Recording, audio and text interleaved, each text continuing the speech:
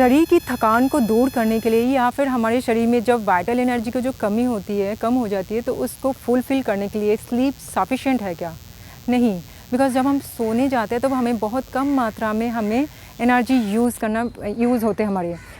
ठीक उसी तरह जब हमारे शरीर में जब स्ट्रेसफुल कंडीशन में हम जब आ जाते हैं तो उससे बाहर निकलने के लिए स्लीप ही सफिशिएंट नहीं है। उस टाइम हमें ज़रूरत है यौगिक निद्रा, यानी कि योग निद्रा की हमें ज़रूरत पड़ेगी। तो जब हम एक छोटे बच्चों को आपने देखा होंगे कि जब वो सोते हैं तो बिल्कुल रिलैक्स मोड में सोते हैं। तो अगर आप भी चाहते हैं कि आपको भी उसी रिलैक्स मोड पे आपको सोना है, तो आपको उसी टाइम यौगिक निद्रा की, यानी कि योग निद्रा की सहारा लेना पड़ेगा। तो एक एडल्ट के लिए 6 to 7 आवर स्लीप जो है बहुत ही ज़्यादा नेसेसरी है फॉर ए गुड हेल्थ, यानी कि फिज़िकली एंड मेंटली दोनों तरफ से नेसेसरी है।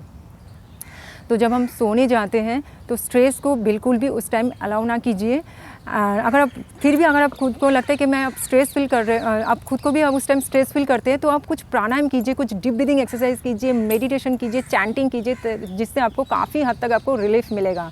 बट अगर ड्यूरिंग स्लीप अगर हमें स्ट्रेस आ जाती है तो आगे चल के ब्रेन में काफ़ी हद तक हमें प्रॉब्लम आ सकती है, यानी कि ब्रेन हैमरेज होने के भी चांसेस रहते हैं।